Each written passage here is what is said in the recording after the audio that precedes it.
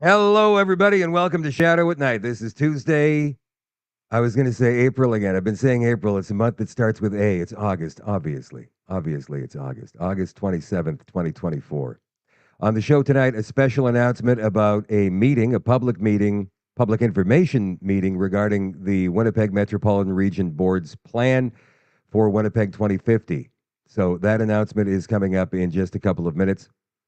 If you're in the Winnipeg area, and I mean anywhere in the Winnipeg area within a 75-mile boundary, let's say, from the city center, you may want to think about attending this meeting. It's going to be next Wednesday night, and again, all the details are coming up in just a couple of minutes. The Shadow at Night live stream is brought to you by Canada Nano Silver, CanadaNanoSilver.ca. The immune gummies, my friends.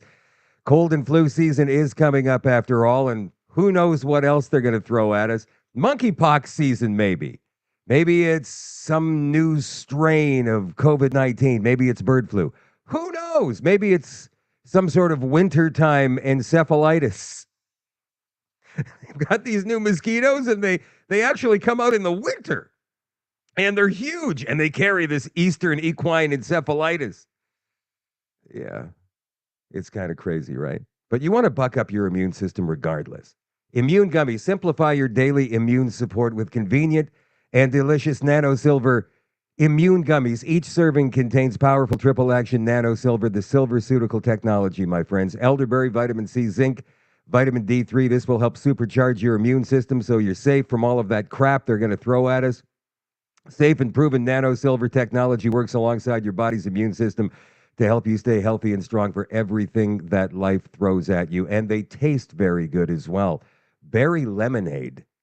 Berry lemonade. That's the flavor. I could eat a whole jar of these myself. Never mind the kids. I could eat the whole thing, the whole container by myself. So keep them away from me if you're having me over and you've got these in your house anytime soon. Immune Gummies, just one of the many awesome products available on the website here, CanadaNanoSilver.ca. Again, that is CanadaNanoSilver.ca. If you're looking for a retail location near you, check out the retail locations tab. It's in the upper right corner of the website. And if you would like to become a retailer of these awesome products, get a hold of Kevin and Anna through the contact tab at CanadaNanoSilver.ca. Again, that is CanadaNanoSilver.ca. Mark Zuckerberg, my friends.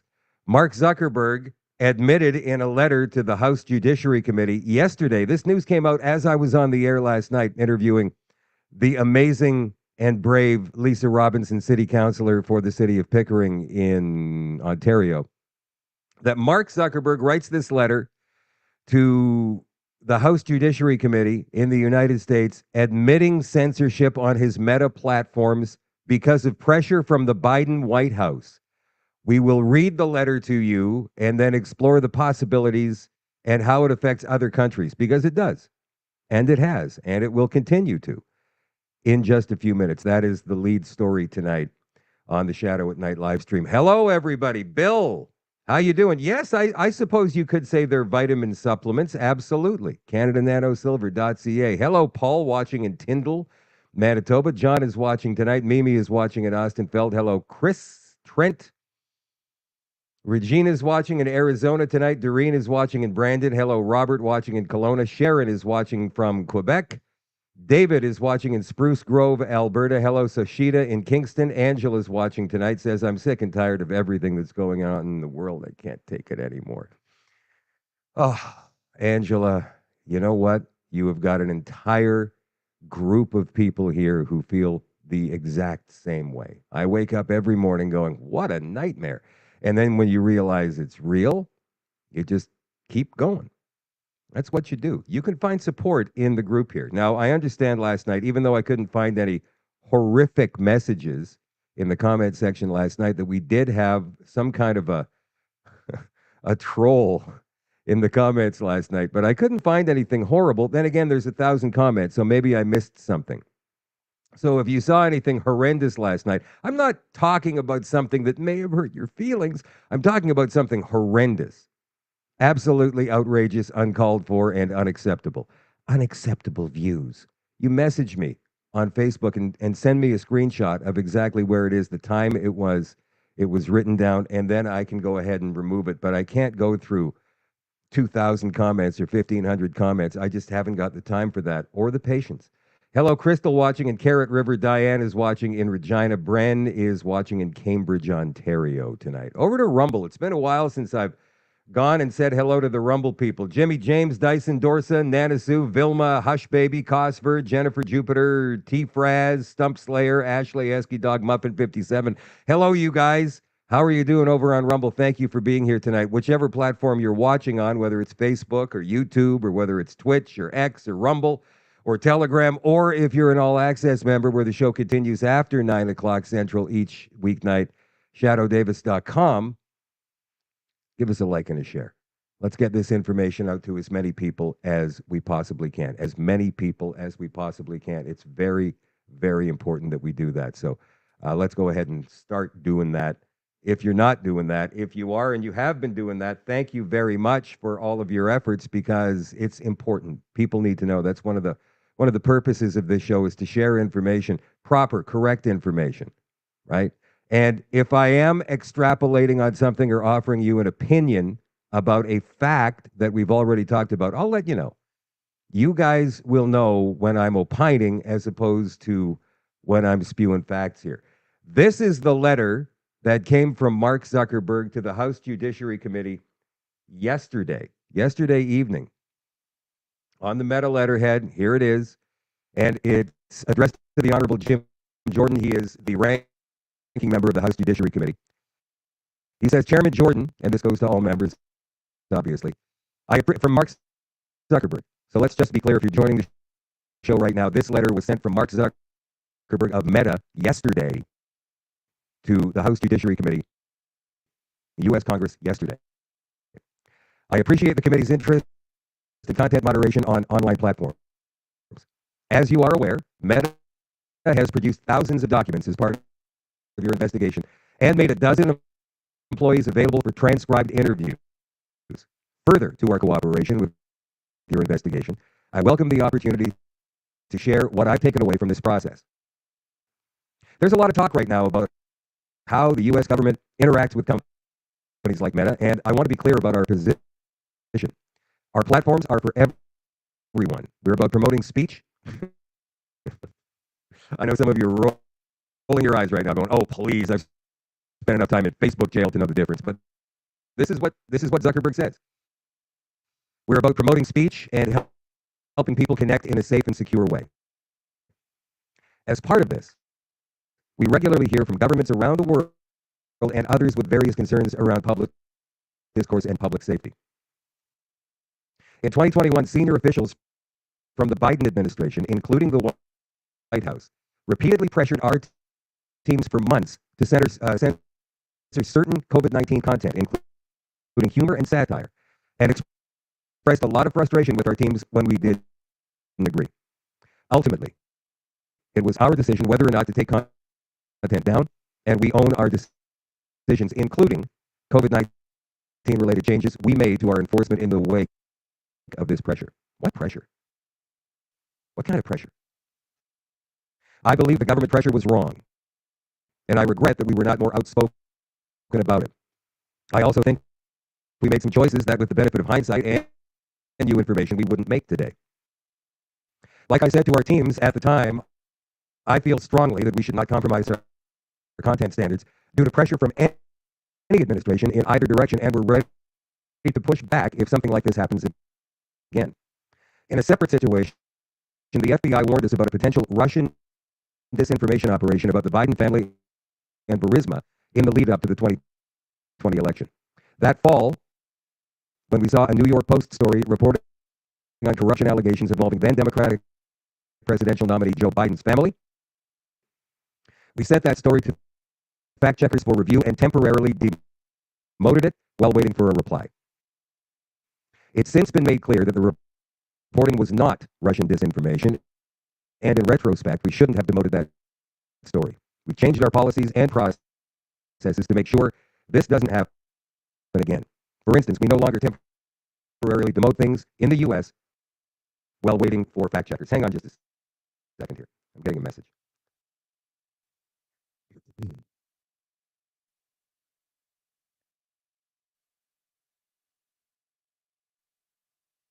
There is nothing wrong with the audio on this side of things, guys. So I don't know what's going on here. The PC is fine. There is absolutely nothing wrong. It's standard protocol for the show every single night. Nothing is blinking. Nothing is shaking. Nothing is smoking. So if there's been an audio glitch or some kind of video glitch on your end, that could have to do with a shaky internet connection. It could have to do with my internet connection. But as it is right now, I haven't noticed it. Interestingly, I am reading this letter right now from Mark Zuckerberg to the House Judiciary Committee of the United States. Very interesting. Oh, there's the information that we're going to be talking about in just a second. Where did the other part of this letter go? There it is. Somebody's dog is howling down the hall. Can you hear that? It's distracting me. Anyway, apart from content moderation, the letter goes on. I want to address the contributions I made during the last presidential cycle to support electoral infrastructure. The idea here was to make sure local election jurisdictions across the country had the resources they needed to help people vote safely during a global pandemic. I made these contributions through the Zuckerberg initiative. They were designed to be non-partisan, spread across urban, rural, and suburban communities. Still, despite the analyses I've seen showing otherwise, I know that some people believe this work benefited one party over the other. My goal is to be neutral and not play a role one way or another, or to even appear to be playing a role. So I don't plan on making a similar contribution in this cycle. He's talking about the election cycle. Respectfully, Mark Zuckerberg, founder, chairman, and CEO of Meta Platforms. He admitted it. He admitted to buckling under the pressure from the Biden administration, White House officials, and who knows who else. We know that the alphabet agencies are involved quite heavily with social media giants, and not just in the United States, but all across the world. Censoring this, censoring that. There's an interesting clip we're going to play for you in just a few minutes from Christopher Boyce, being interviewed years ago. You guys know that name, Christopher Boyce? Write it down in the comments if you do. How could they pressure a guy who's worth $182.8 billion? That is Mark Zuckerberg's personal wealth. $182.8 billion. Now, when we talk about million versus billion, I want to be absolutely clear because it's very difficult to wrap your head around when you start throwing all of these zeros out there, what it actually means.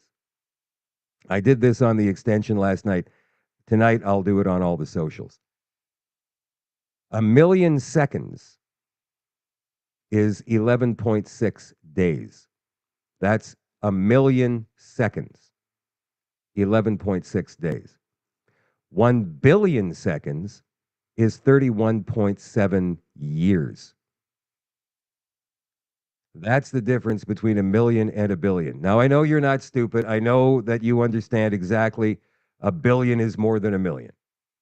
But when you start thinking about it in terms of hundreds of billions or tens of billions of dollars in terms of net worth from these people, it's tougher to just kind of understand exactly how much money these people have. Zuckerberg's got 31.7 years worth of money, and the millionaires out there, the 1 millionaires, 11.6 days worth of money. So how could they pressure Mark Zuckerberg? They couldn't do it financially, could they? They couldn't threaten to take his money away or freeze his bank accounts. Certainly it's diversified all across the world. Certainly he's got safe havens. Did they threaten to take away his Hawaiian bunker? Do they have video of him maybe drinking some adrenochrome? Now, to be absolutely clear, this is my opinion now.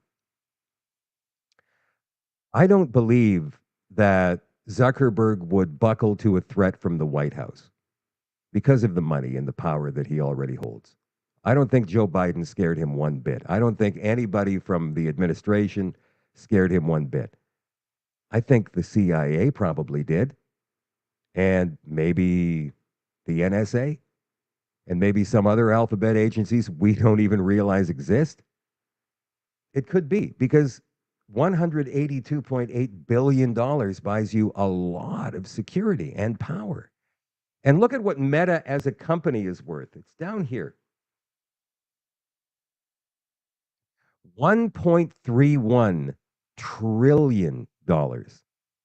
That's the market cap for Meta, which is Facebook and WhatsApp and Instagram combined, and his Zuckerverse or Metaverse or whatever he wants to call it. So something else is going on here. There's a lot of people who say, hey, man, just because you admit it now, just because you're saying, hey, look, I did do this after all. I did censor you, and I apologize. I kind of broke the law, and then I broke the law again, because that's First Amendment. That's violating the First Amendment of the Constitution in the United States. That's kind of a big deal. That's breaking the law. And then he also lied in front of Congress several times about censoring, not understanding or realizing that government was in play here, and saying to the public that he was unaware of any attempts to censor content one way or the other on any of his platforms. We got video from him 6 years ago saying just that. There's a lot of people who think Zuckerberg should still go to jail for what he did. And there's a lot of activity on X today, obviously, because that's his rival social media platform, owned by Elon Musk, as you guys know, deriding Mark Zuckerberg and bringing out some old videos, just like I'm about to do. This one here from Died Suddenly. How many people died because the tech elites blocked the public from seeing safety information and warnings? Remember when Zuckerberg, this is leaked video that came out a few years ago, just when the vaccines were being released. Remember when Zuckerberg warned his staff about mRNA shots changing DNA? Here's that video right here. We just don't know the long-term side effects of basically modifying people's DNA and RNA. DNA is inherent in your own nucleus cell. We just don't know the long-term side effects of basically modifying people. Last week, Facebook announced they are, quote, expanding their efforts to remove false claims on Facebook and Instagram about COVID-19 vaccines. Let's take a look at Facebook's most updated COVID-19 vaccine policy. The real kicker is right here in the policy where Facebook says it would remove any content that, quote, claims the COVID-19 vaccine changes people's DNA. Now, that is from when James O'Keefe was still with Project Veritas. He's off on his own now, and Project Veritas is still doing the work they did just without him, and they're doing some other things as well. They've got a video out just recently from a lawyer talking about the case against the FDA regarding the downplay and even the insulting of ivermectin, which is one of the world's safest drugs, according to every doctor in the book before the COVID-19 pandemic. So that's interesting. You can look that up on social media. Project Veritas still doing a decent job, even though they screwed O'Keefe, and James O'Keefe is doing a great job as well. He was at the DNC last week videotaping undercover, and he should be releasing some video of that later on this week. The Biden-Harris regime has issued a vile response, apparently, according to the Gateway Pundit, after Zuckerberg admitted they pressured him into censoring millions of Americans and millions of people across the world on his Meta platforms. And here's that story. As the Gateway Pundit reported, CEO of Meta, Mark Zuckerberg, finally admitted in an effort to cover himself. And again, I don't know what it is. Is it trying to get ahead of a whistleblower, maybe, or just doing the right thing? Who knows? But Gateway Pundit says he's covering himself. That the Biden-Harris regime put relentless pressure on him to censor truthful and critical information from the public. In a letter addressed to House Judiciary Committee, Jim Jordan, blah, blah, blah, blah, blah, Zuckerberg also addressed, okay, so we've already covered this part. So let's go down past the letter and see what the response from the Harris-Biden team was. When asked for comment by Fox News, a Biden regime spokesman, when they say regime, they're trying to make them sound like dictators, right? Which they do want to be, but they aren't just yet. Anyway, a regime spokesperson responded with a disgusting statement that doubled down on their tyrannical actions and took a sweep at Zuckerberg in the process. When confronted with a deadly pandemic, this administration encouraged responsible actions to protect public health and safety. Our position has been clear and consistent. We believe tech companies and other private actors should take into account the effects their actions have on the American people while making independent choices about the information they present. Translation? The First Amendment is an obstacle in our way of achieving a dictatorship, so it's incumbent upon outside actors to provide a workaround. Shame on Zuckerberg for blurting out our sinister scheme for the world to hear. The Gateway pundit, by the way, was directly impacted by the regime and big tech censorship tyranny. As readers know, the Gateway pundit's Jim Hoft is one of the 5 lead plaintiffs in Murphy versus Missouri, the most important free speech case in the United States in 50 years.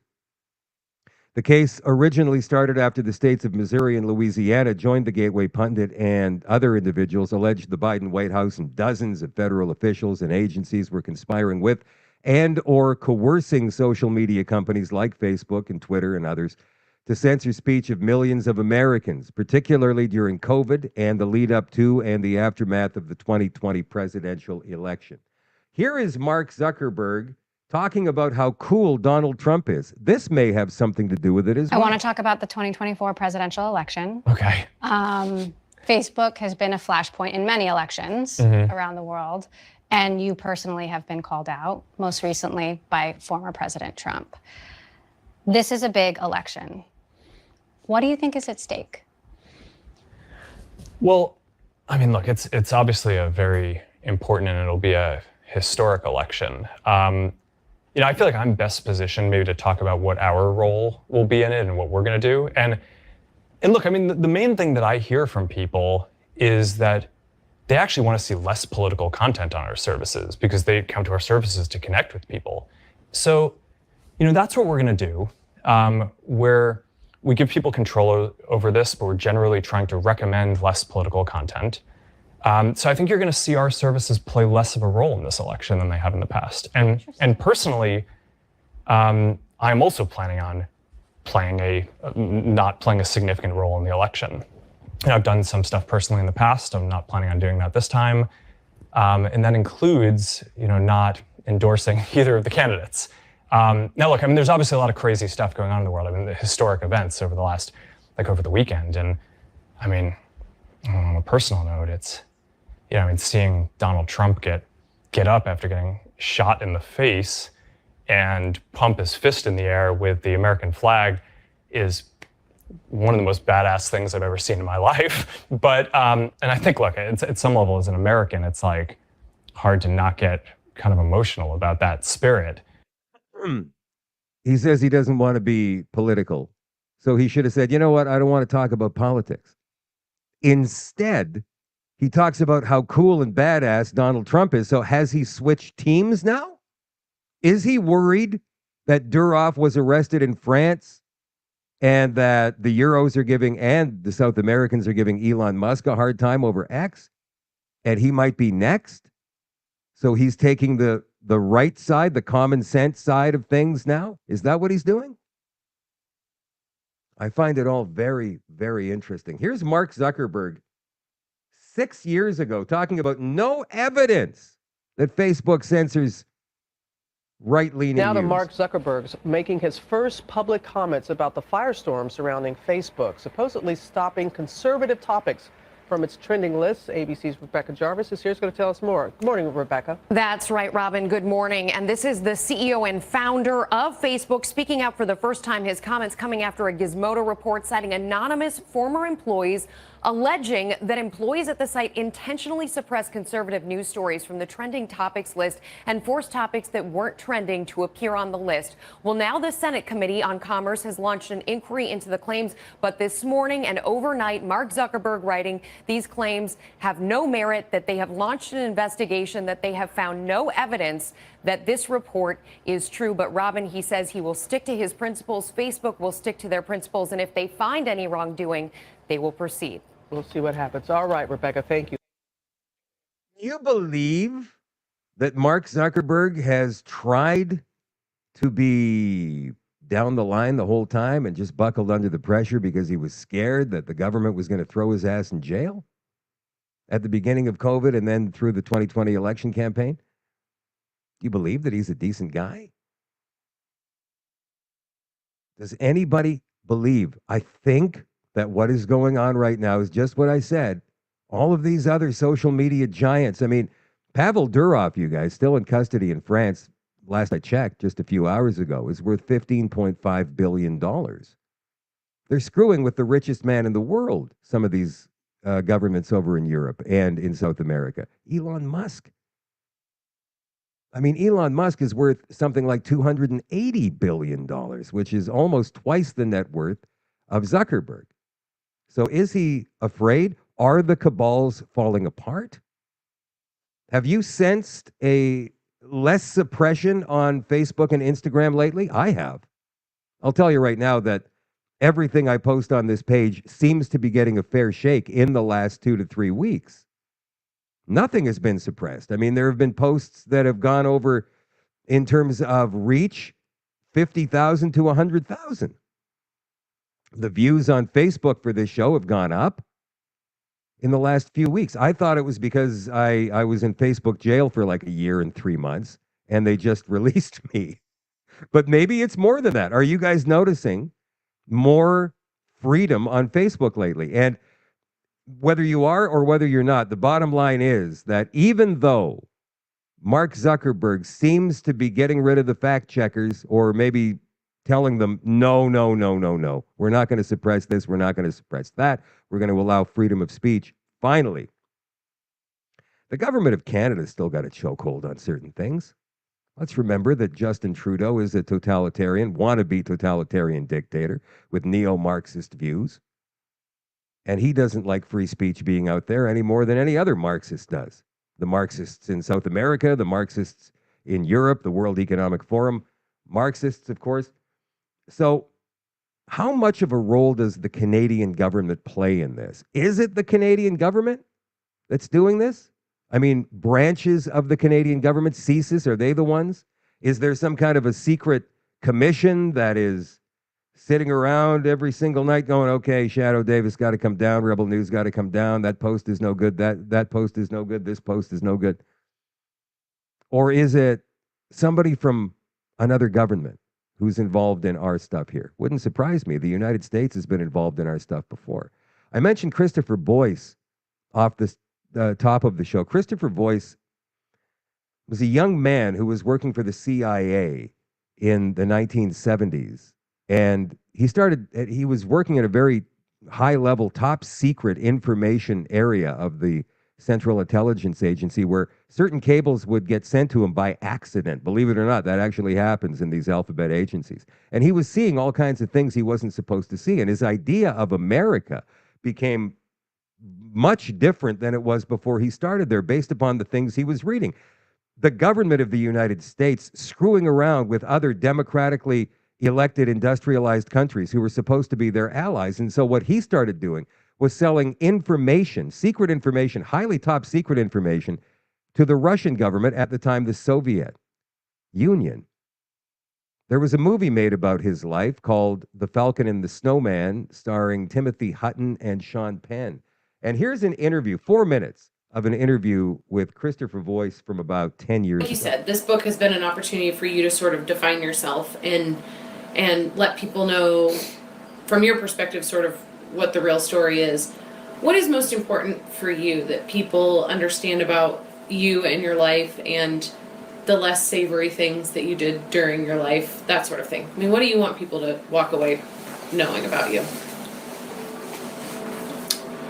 Well, you know, you have your life to live over again. There's so many things that you'd change. I originally got into espionage because I was brought up in a very conservative family.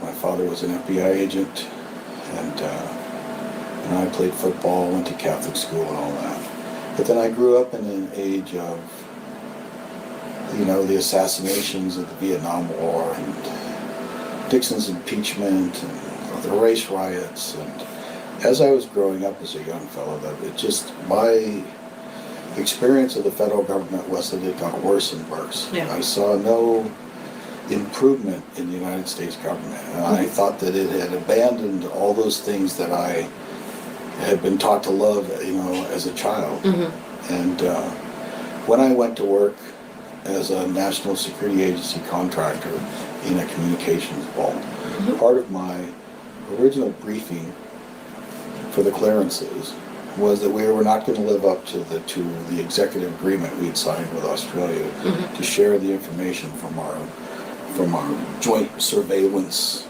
operations. And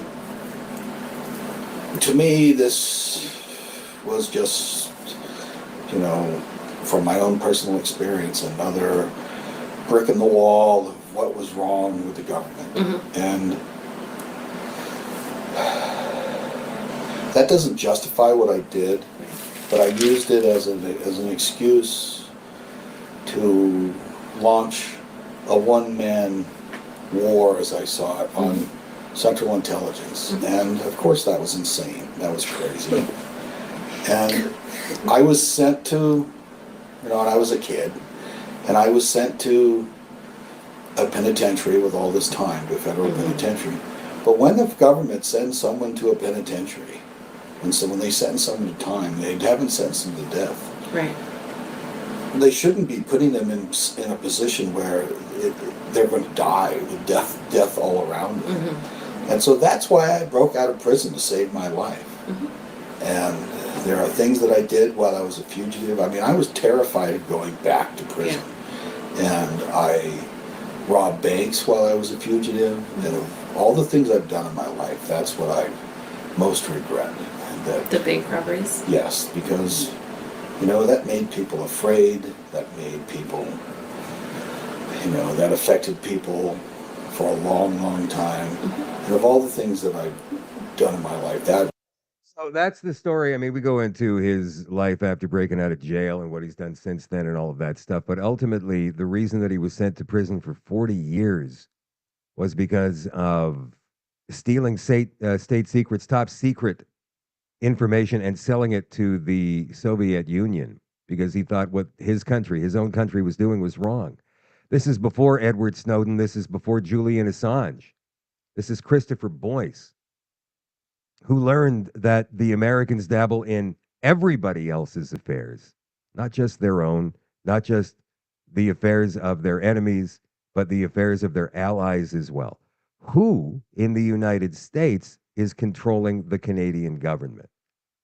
Who in China is controlling the Canadian government? This is amazing when you start breaking this stuff down and you actually start investigating just a little bit, because there's so many different ways you can go with investigations like this. And you start seeing by the way, I recommend watching the movie Falcon and the Snowman. It is very entertaining and it's based upon that true story. But there's so many different ways you can go with an investigation like that when you're watching something. Who is doing this? Who is doing that? And then you see another thread that you didn't notice before, and you go down that rabbit hole, and you start reading actual government documents of the Americans screwing around in New Zealand, Australia, South American countries, Central American countries, European. They're all over the place. Doesn't matter who's president, because the president doesn't seem to have any control over these agencies whatsoever. It's astounding to me. And so when people say deep state, they mean the bureaucracy. And yes, that is true to some extent. But we're talking here about the out of control military industrial complex and who is in control of that machine. Because whoever is in control of that machine is in control of that cabal. I personally believe there are 3 separate cabals all working different plans on us right now. I'm going to get into that on another show. But yeah, there's a lot of crazy going on. There's the only people who can take our lives back for us are us. That's all there is to it. Simply put, that's all there is to it. Justin Trudeau was asked yesterday, while he was attending his Liberal cabinet retreat in Halifax, I believe, if he's going to step down as Prime Minister. And here's his response. Sir, you just made the Joe Biden argument that his record justifies him staying. The electorate is saying they don't want you. They want change. Your polling personally is worse than your party's. I spent the summer talking with Canadians, and people's focus is on getting the support they need for their kids, for their future. They want to see a strong future for Canadians. They want to see opportunities for their kids. That's what we're working on every single day to deliver. That's enough. He doesn't answer the question, by the way, about stepping down. So we know that he is probably going to be staying for the next election if the NDP allow it. If the NDP decide, hey, we're going to have an election right now, well, I guess he'd still be staying, Trudeau, but he obviously would be out of power sooner rather than later. And we've been hearing some saber rattling of Jagmeet Singh wanting to pull that pin. Remember, he qualifies for his pension in January. So once he's qualified, he might be a wild card in this whole game. Interesting what's going on in Canadian politics. Not exactly right now, but coming up very, very soon. In the meantime, Trudeau made this announcement yesterday. Listen very closely to what he says. Here's something we can all agree on. We need more housing in Canada. But that the government should step up and make sure that housing gets built, that's where some people disagree. Take federal lands, land that's owned by the federal government that isn't being used anymore. The Conservative Party leader wants to sell it all off to make a quick buck. That does nothing for you. The federal government owns tons of land in cities and towns across the country. You can build a lot of homes on those lands, so that's what we're going to do. We're offering up that public land for housing. And we're not just going to sell it all to developers, we're going to long-term lease it. See, by leasing the land, we get to work with communities to make sure that home builders are building the right homes, homes you can afford. We've got land, we got lots of houses to build, so that's exactly what we're going to do. Here's something. All right, we don't need to see that again. I want to see in comments what you guys got out of that. It's 59 seconds long. So write down, please, in comments what you got out of that. There's a slogan that's been thrown around for the past 4 years that matches that 59 seconds almost exactly. Rocky, you're close. Mimi, you will own nothing and be happy. And taking away personal property is one of the first steps to communism. Personal property, the right to free speech, those two are probably the tenets, the strongest legs of a democracy, a free and democratic society, and Trudeau is trying to take that away. He's trying to make Pierre Poilievre seem evil for wanting to sell it off. So we're going to hang on to it, and we're going to tell these developers what kinds of homes to build. So not only is it about still owning the land, it's about controlling. It's about controlling the product, the means of production. And that, my friends, is a full-on Marxist state. I didn't realize the position I had frozen Trudeau in. Looks like he's being attacked, as it should be. Here's what Brian Lilly of Post Media had to say about it. Trudeau's new housing plan sure sounds an awful lot like you will own nothing and be happy. Hi, I'm Brian Lilly, political columnist for the Toronto Sun. Justin Trudeau has a new housing plan out, and it's talking about something the Conservatives have been pushing for a long time, using surplus federal lands and buildings to turn it into housing. Except Trudeau has a big difference with how he wants to do this. Trudeau put out a video on social media, and he is trying to show that he's the savior of the Canadian dream of having a home, but perhaps not owning it. And that Pierre Poilievre and the Conservatives, where they're just on the side of greedy developers and the rich people, ones who own their homes. Let's take a look at Trudeau's video. Here's something we can all. We already saw that. So there's a lot of media, and I'm talking about left-wing corporate media, and I do include Post Media in that. So that's all the Sun newspapers, National Post, and whatnot, and some of the big newspapers. I'm not sure if you guys know this, but in places like Calgary, you've got the Calgary Herald and you've got the Calgary Sun. And a lot of people think they're competitors. They're not. They're owned by the same company. They're owned by Post Media, just like the Edmonton Journal and the Edmonton Sun. In Winnipeg and Vancouver, it's a different situation. Montreal Gazette is owned by Post Media. Toronto Sun is owned by Post Media, but the Toronto Star is not. But we know they're a Marxist rag anyway. So by comparison, the Toronto Star appears to be right-wing. And yes, they are probably the most right, if we're talking about corporate media, they are probably the most right-leaning media in Canada. So it's no surprise that Brian Lilly came out with that video either late yesterday or early today. You will own nothing and be happy. The only thing the left-wing corporate media doesn't do is call out the United Nations, the World Economic Forum, where these plans come from. He said it. Lily said it in that video. You will own nothing and be happy. But he doesn't make reference to where that quote originally came from. It's in a book. The book is called The Great Reset, and it's been written by Professor Klaus Schwab, and the book came out just 2 months after the World Health Organization declared a worldwide pandemic. I find all of that very, very interesting. And don't forget, just a few months ago, the Trudeau Liberals came out with this news from CICnews.com. Canada to introduce a renter's bill of rights. Why would we need a renter's bill of rights? We've never had one before. Because you're all going to be renters. At some point soon, you will all be renting, not owning. So you need, I guess, anyway, a bill of rights. So this is what this writer, Idana Robitaille, says. Speaking from Vancouver today, again, this is back in March, Trudeau has announced that a Bill of Rights for renters in Canada will be introduced in the upcoming budget. A release from the PMO says the Canadian Renters' Bill of Rights will require landlords to disclose a clear history of an apartment pricing. This will help newcomers to Canada have a better idea of what they should be paying for rent when they arrive and provide bargaining power for a fair rate. So it's all about the newcomers now, even though they've reversed their position on that as well. Flip, flop. We want to stay in power. I discovered this guy here. His name is Chris J. Boot. He's a farmer from the Waterloo area of Ontario, and he's built up quite a following on Instagram because he does information-style videos, and they're not that long, which I really like. So let's have a look at one of his latest ones here.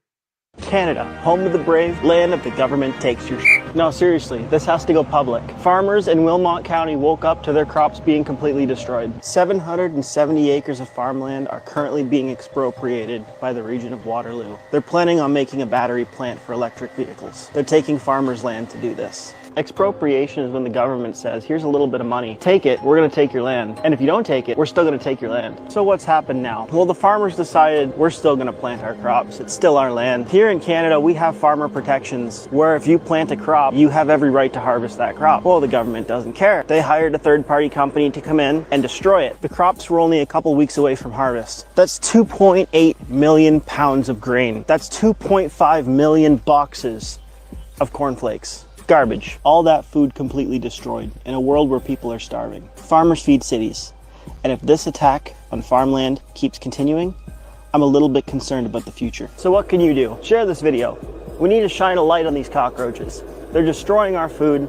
They don't care. This needs to be stopped. No farmers, no food, no future. Follow this page for more updates. Chris J. Boot. You can follow him on Instagram, and I've put in a request to have him come on the show. He's a very knowledgeable young guy about everything that is going on. Now, and the farmers are going to have a problem, and I certainly hope the farmers all band together. We've seen it happen in Europe, obviously, with the farmers getting together and spraying manure on government buildings and whatnot, even though all of their plans, all of the government plans have still gone through over there, just to a lesser degree. That's what governments are going to do. That's what they're going to do with everything. And I want you to remember that. They will go ahead and try and take 10 yards from you. And then when you complain, they'll pull it back and take only 9 yards. If you complain loudly, they'll take only 5 yards. And if you actually start protesting, they'll take only 2 yards. But they're still taking more than they had before. And so it's up to us to remember that and make sure it doesn't happen. Make sure we push them back to behind their line of scrimmage. If you're thinking about it like a football game, we want to sack them for a loss. We don't want them running on the ground for a gain of 3 yards. We don't need that. It's like when gas goes up on a weekend, on a long weekend, it goes from 157. All of a sudden, it's 178. Holy crap, that's incredible. It's outrageous. And you complain on social media. So on Monday, it comes back down to 165, and you go, wow, thank God we did something about that. But it's still 8 cents more than it was before they started. That's bracket creep, and it continues all the time, and we need to be wary of that. We need to be wary of that. All right, so here is the daily story from TNC.news. You guys know I always include at least one story from True North, and this is tonight's. The Liberals claim, we're talking about millions and billions, 553 million trees are in the works to be planted, but won't reveal how many have already been planted. Remember, Trudeau's been talking about this for years. We're going to plant billions of trees.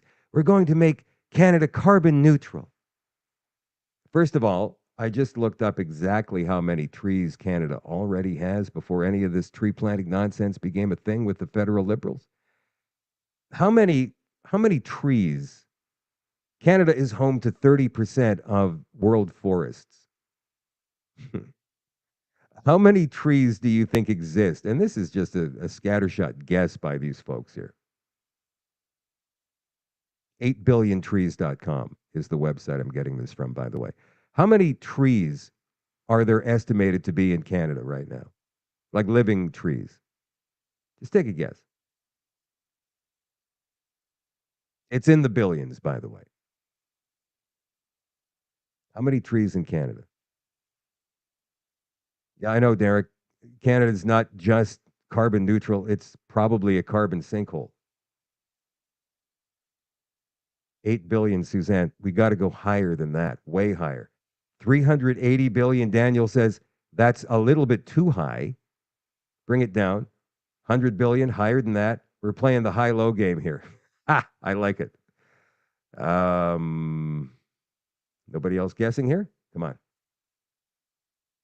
0, he burned them all. 153 billion. It's 318 billion trees. 318 billion trees. So 5 years after Trudeau pledged to plant 2 billion trees, which we don't need, I'm not even sure if we have room for them. Where are we going to put all these trees? Can you even plant that many more trees? And he wants to do it by, guess what, the year 2030. The Liberal government is barely a quarter of the way there. So, maybe. A spokesperson from Natural Resources Canada told True North that as of March of this year, agreements have been signed or are under negotiation to plant 553 million trees, but it remains unclear how many of those trees have actually been planted. Well, tree planting at this scale takes time and careful planning. It can take years from the start of a project to get the seeds, make them trees. For this reason, the 2BT program focuses on securing blah, blah, blah, blah, blah, blah. Even if the 553 million trees had already been planted, not just as agreements, the Liberals would still be off track, considering the program began in February of 2021 to plant 2 billion trees in 10 years. As of August of this year, now the Liberals would have had to have had at least 700 million trees planted, which they don't. Or maybe they do, they just don't want to tell us. Okay, so staying with the carbon neutral 15-minute city Agenda 2030 theme here. This is Maggie Hope Braun's Kickley Substack page. It's called Gather 2030. If you're not a member of it, please join her on Kickley. She gives so much great information, and she put this one out today. Report. The Paris Agreement and the imposition of questionable targets on local governments, remembering that Maggie has training in climate science, and up until about 10, 12 years ago, she was a victim of the hoax. And then she woke up one day. She had an epiphany. She woke up one day and went, none of this makes any sense. And she is where she is today based upon that epiphany. The Paris Agreement and the imposition of questionable targets on local governments. Executive summary, the Paris Agreement, adopted in 2015, has imposed significant obligations on Canada, including legally binding targets to reduce greenhouse gas emissions. However, these targets have raised concerns, particularly regarding their scientific grounding and practical implications for local governments. Yeah, I'd say so. One thing about Maggie, she likes to stay diplomatic. Very, very diplomatic, right? So she's not going to be outrageous, unlike me. I will come out and call it the way I see it. She's more measured in her tone, let's just say, and her wording. Anyhow, This report outlines the rationale for considering Canada's withdrawal from the Paris Agreement, advocating for a balanced, scientifically informed approach to climate policy that better reflects Canada's unique context. Right? We've got all the trees we need. We don't have any problems here. Number one, the Paris Agreement, an overview. The Paris Agreement, under the UN Framework Convention on Climate Change, commits countries to limiting global temperature increases to below 2 degrees Celsius, primarily through the reduction of greenhouse gas emissions. Countries submit nationally determined contributions outlining their specific targets and strategies. While the agreement is lauded for its ambitious goals, it imposes a one-size-fits-all model that may not be suitable for Canada or, for that matter, other countries. But Canada is a unique country, huge country, and it's got unique economic problems and social characteristics and geographic concerns. Number two, the case for a balanced approach to climate policy. Excuse me for 1 second. Oh, that's better. While the Paris Agreement focuses heavily on carbon reduction, it's crucial to recognize that CO2 constitutes only about 0.04% of the Earth's atmosphere, with human activities contributing just 3 to 4% of this concentration. Maybe. This context has led many scientists to advocate for a more balanced and scientifically grounded climate policy. The Clintel Climate Intelligence Group's climate declaration, signed by nearly 2,000 scientists since August of last year, including Patrick Moore, the Canadian co-founder of Greenpeace, emphasizes that climate science should be less political and that climate policy should be based on solid scientific evidence. The declaration highlights several key points. You see, this is golden, right? Because this is definitely a way to fight back against all of the smart city agendas that are cropping up in your city or municipality, because that's what those things are based upon. Natural climate variability. The geological record shows the Earth's climate has varied significantly over time, with natural factors playing a substantial role. Slower warming than predicted. Current climate models often exaggerate the effects of greenhouse gases, with warming occurring at a slower rate than predicted by the IPCC. And by the way, there are no experts, no climate experts on the IPCC, just a bunch of lobbyists. CO2's role in agriculture. Well, it's essential for plant life, contributing agricultural productivity and food security. Natural disasters. There is no statistical evidence linking global warming to an increase in the frequency or intensity of natural disasters, even though governments around the world would have you believe the opposite.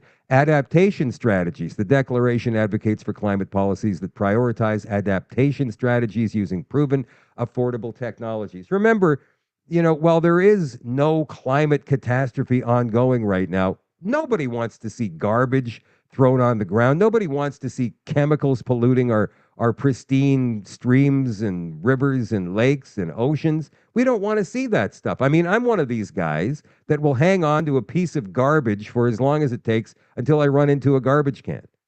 I don't recycle because I think it's a scam. But that's where I'm at with all of this. And no, I don't like to see, noxious fumes billowing out of smokestacks. But to blame it all on one gas and then start a war on it and then build a trillion-dollar industry around it, which is what they've done, is criminal. Impacts on local governments. Now, this is where it kicks in with the smart city. Local governments across Canada bear the brunt of implementing the Paris agreements, the mandates. However, these mandates often impose significant financial and operational burdens that may not align with local conditions. Specific challenges include economic disruption, energy security risks, reduced autonomy, which is what's happening in the Winnipeg situation. And by the way, I will give you the news that I was talking about at the beginning of the show right after this story. The Canadian context is next. The unique circumstances here necessitate a climate policy that reflects its distinct geographic, demographic, and economic realities. And remember, Canada is so vast, it could be 10 different countries. And how many different geological regions do we have in this country? Boreal forest, prairie. We've got it all here, baby. Mountainous terrain, muskeg. You can't say that Canada as a whole, as a country, can use just one policy to mitigate anything. Never mind climate change.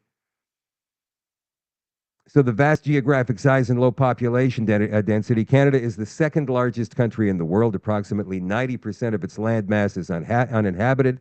And despite this, Canada contributes only 1.5% of global CO2 emissions, while its extensive forests and natural landscapes serve as significant carbon sinks, which is what we were saying earlier. Population and emissions, with a population of just over 39 million, about 0.5% of the global population. Canada's per capita emissions are relatively low, particularly when considering the country's natural carbon sequestration capabilities. Fossil fuels in daily life. Fossil fuels are essential for daily life in Canada. It's cold here. It powers transportation, heats homes, generates electricity, supports industrial activities. Given the country's cold climate, dispersed population, and vast distances, fossil fuels remain critical for economic stability and energy.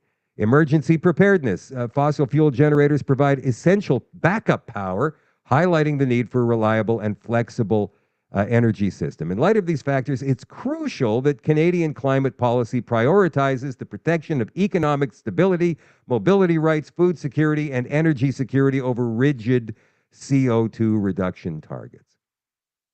Bottom line here, Maggie says, we got to withdraw from the Paris climate.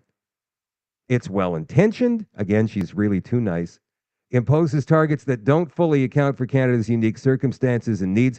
By withdrawing from the agreement and adopting a more balanced and scientifically informed approach to climate policy, Canada can continue to lead in environmental stewardship while protecting the economic and social well-being of its people. This approach will allow Canada to address environmental challenges in a way that aligns with its distinct context, ensuring a sustainable and prosperous future for all Canadians. You can find out more. Kickley Substack, kickley.substack.com. It's Gather 2030, and there's a picture of Maggie right there. Well, I thought I was going to make it bigger, but it didn't work out like that. Oh, well. We'll try and get her back on the show at some point soon. Okay, so for you guys who are wanting to, hang on a minute.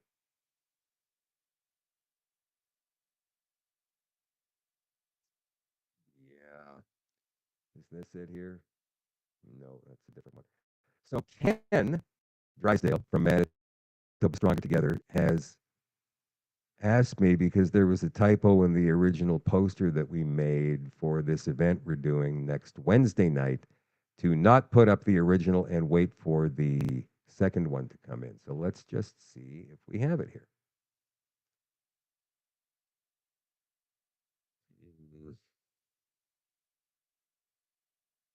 Okay, well, you know what? I may just have to put up the typo one, Ken. I'm sorry. We all make mistakes. So, okay, so here it is here. Ken created this poster, I think just today or maybe yesterday. Anyway, here it is here. So this is the Winnipeg Metropolitan Region Information Night.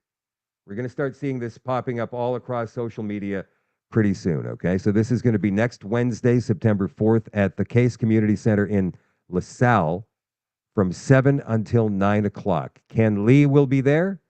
Ken Drysdale will be there presenting information. I will be there moderating and handling the question and answer portion of the program, which is going to be towards the end. I believe seating at the Case Community Center in LaSalle is something like 350, although it could be as high as 500. I'm not sure. So get there early to make sure you get a seat, because I believe there's going to be a lot of people who want to hear all of the information that these two have gleaned from the document, from the Winnipeg Metropolitan Region document put out by that board. Now, we have heard things like that plan, the plan they put out has been scrapped and they're reworking it. But that's only hearing things. There is absolutely zero confirmation of that. So, and we haven't heard, by the way, when they're going to do a second public meeting. They haven't announced that yet. They said they would within 40 days from the night they were supposed to hold the meeting in Niverville. And so we haven't heard yet. So this is an information session about basically the smart city plan for Winnipeg and the surrounding municipalities. WMR Information Night next Wednesday, so 1 week from tomorrow night. So there won't be a show, obviously, that night, you guys, because I'll be in LaSalle from 7 till 9 next Wednesday, September 4th, at the Case Community Center in LaSalle. So we'll see you there, right? Hopefully. And if there are too many people and we do have a spillover, we're working on plans to try and fix it so that everybody has the opportunity to see the information and ask questions themselves. All right, so that's next Wednesday night. More with the Trudeau government. What time we got here? Oh, yeah. So I've got to go to the all access part of the show now, guys. I'm sorry. The time got away from me here. The extension is coming up in just a second on shadowdavis.com for the all access members. So we'll see you there in a couple of minutes. And for those of you who watch on social media and are not members, we'll catch you tomorrow night at 8 o'clock Central for another Shadow at Night live stream. Where am I right now? There we go.